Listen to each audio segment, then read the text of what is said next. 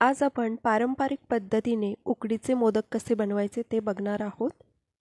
अगदी मऊ लुसलुशीत असे हे उकडीचे मोदक खूप वेळ बाहेर जरी ठेवले तरी अजिबात कडक न होता तसेच अगदी मऊ राहतात. यावर्षीच्या गणेश चतुर्थीला बाप्पाच्या नैवेद्यासाठी असे हे मोदक तुम्ही बनवू शकता किंवा तुम्हाला मोदकांची ऑर्डर जरी घ्यायची असेल तरीही तुम्ही घेऊ शकता. तर बघू शकता अगदी मऊ असं झालेला आहे मोदक आणि आतमध्ये सारणसुद्धा भरपूर भरलेलं आहे. आणि मोदक खायला घेताना नेहमी वरून असं तूप टाकून घेतलं की मोदकाची चव अजूनच वाढते. स्वागत आहे सर्वांचं शिल्पा होम किचनमध्ये. अशा छान छान रेसिपी पाहण्यासाठी चॅनलला सबस्क्राईब करा आणि व्हिडिओला लाईक करा. तर सुरुवातीला आपण मोदकाचं सारण बनवून घेऊ. तर या वाटीने मेजर करून मी 2.5 वाटी ओल्या नारळाचा किस घेतलेला आहे आणि 1/4 वाटी बारीक किसून घेतलेला गूळ, म्हणजे जेवढं आपण नारळ घेतलंय त्याचं अर्ध प्रमाण आपण गूळ वापरतोय.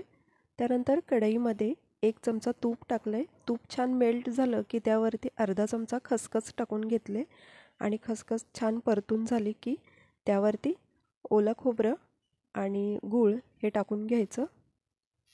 या एवढ्या सारणामध्ये साधारण 22 ते 23 मोठ्या साईजचे मोदक बनतात.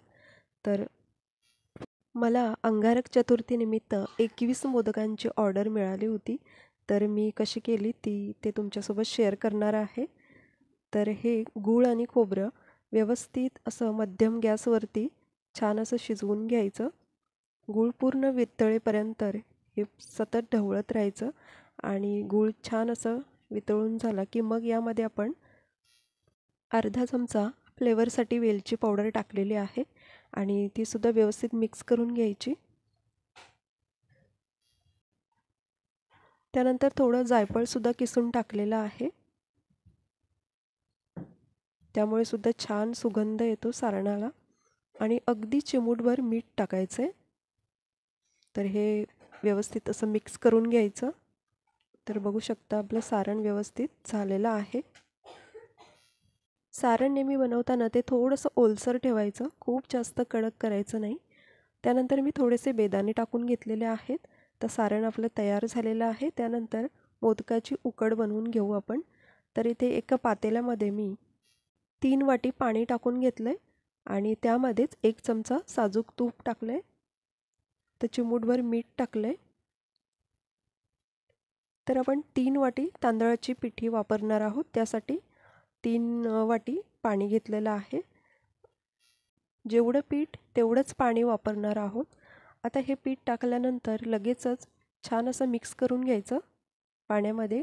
गॅसची फ्लेम लो ठेवायची आहे आणि हे व्यवस्थित मिक्स करून झालं की मग गॅस बंद करून घ्यायचा आणि वरती झाकण देऊन ठेवणार आहोत. तर हे बघू शकता अगदी पटापट असं मिक्स करून घ्यायचं आणि आता झाकण ठेवते आणि साधारण 10 मिनटं हे असंच झाकून ठेवायचं आहे. तर 10 मिनटं झालेले आहेत. 10 मिनटानंतर एका पसरट ताटामध्ये किंवा परातीमध्ये हे सगळं पीठ आपल्याला काढून घ्यायचं आहे. गरम असतानाच आपल्याला हे पटापट प्रोसेस करायचे आहे. तर सुरुवातीला एखाद्या पळीने किंवा पोटॅटो स्मॅशरने हे असं व्यवस्थित स्मॅश करून घ्यायचं. म्हणजे पिठामध्ये जर का गुठळ्या वगैरे असतील तर एकसारखं पीठ असं हे करून घ्यायचं. तर हे बघू शकता मी अशा पद्धतीने एकसारखं पीठ करून घेते आणि मग थोडंसं थंड झालं की मग हे हाताने आपण छान असं मळून घेणार आहोत. आता हे जे पीठ वापरलेलं आहे ते मी मार्केटमध्ये जे मिळतं मोदकाचं सुगंधी पीठ ते वापरलेलं आहे. त्याचे मोदक खूपच छान सॉफ्ट असे बनतात. तर आता पिठाचा गोळा करून घेतलेला आहे आणि अजून साधारण 4 ते 5 मिनटं छान असं मळून घेतलं आणि बघू शकता अगदी मऊ झालेलं आहे पीठ. आणि आपण आता हे चेक करून बघायचं की आपलं पीठ तयार झालेलं आहे की नाही. तर असा गोळा करून बघायचा आणि जर का गोळ्याला चिरा किंवा क्रॅक्स नाही पडत तर आपलं पीठ तयार आहे मोदक बनवण्यासाठी. आणि हे पीठ व्यवस्थित झाकून ठेवायचं. जेव्हा जेव्हा आपल्याला लागणार आहे तेवढाच गोळा काढून घ्यायचा आणि हे मोदक तयार करून घ्यायचेत. आता मी एक गोळा घेतला आहे आणि त्याला पिठाचे हात लावून घेतलेत किंवा पाण्याचे हात लावून घेतलेत तरी चालेल आणि ही अशी पारी करून घ्यायची. दोन्ही अंगठ्यांनी असं प्रेस करून मागच्या साईडने बोटांनी असं पसरवत जायचं आणि ही अशी पारी करून घ्यायची. तर बघू शकता. त्यानंतर पाण्याचा हात लावून असं साईडनी असं पातळ असं करून घ्यायचं एकसारखं. अगदी जाड पारी नाही बनवायची आपल्याला, अशी मीडियम बनवून घ्यायची.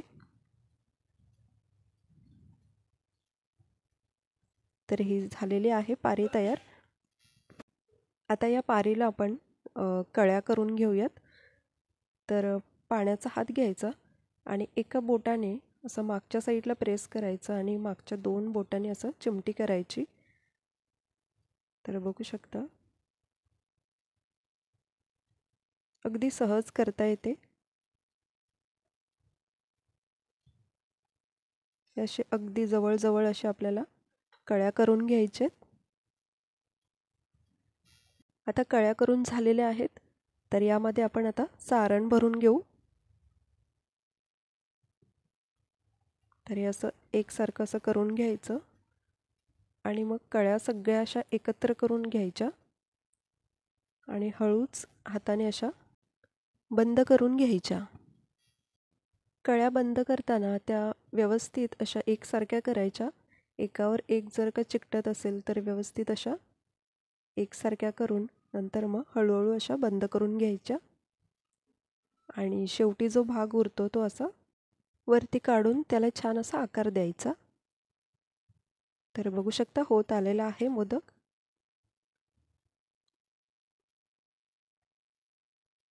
तर याला व्यवस्थित असा आकार द्यायचा आणि तयार झालेला आहे आपला मोदक.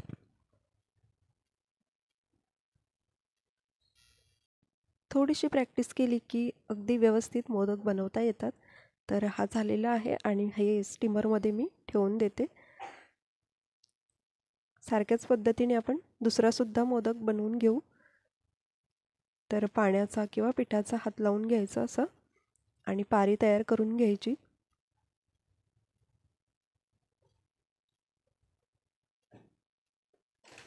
पारी बनवताना मधला जो भाग आहे तो थोडासा जाड ठेवायचा, जास्त नाही पण थोडासा जाड ठेवायचा, म्हणजे वाफवताना मोदक कधी चिरण्याची शक्यता असते तर ते होत नाही. तर ही सुद्धा पारी होत आलेली आहे. पारीच्या ज्या कडा आहेत त्या व्यवस्थित करून घ्यायचं, म्हणजे आपल्याला कळ्या पाडताना त्या छान दिसतात. आता ही सुद्धा पारी झालेली आहे आणि याच्यासुद्धा कळ्या करून घेऊ आपण.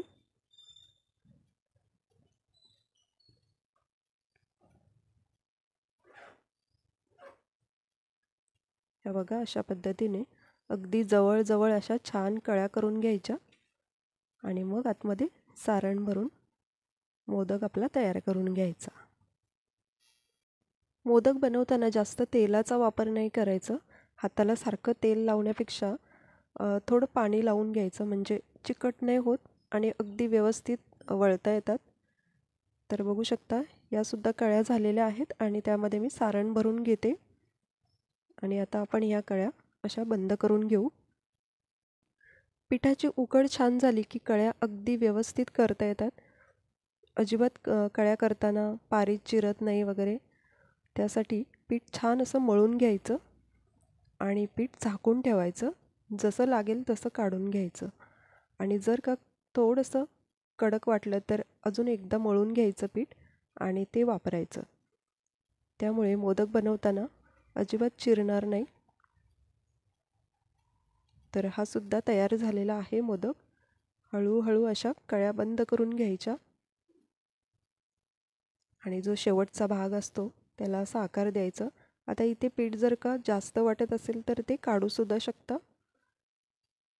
तर माझं अगदी परफेक्ट झालेलं आहे. तर आता हे स्टीम करायला ठेवूयात. तर त्याआधी मी वरती केशर लावून घेते आणि साईडलाच भांडं ठेवलेलं आहे. तर आता हे मध्यम गॅसवरती साधारण 15 मिनटं वाफवून घेणार आहोत आणि हे झालेले आहेत बघू शकता.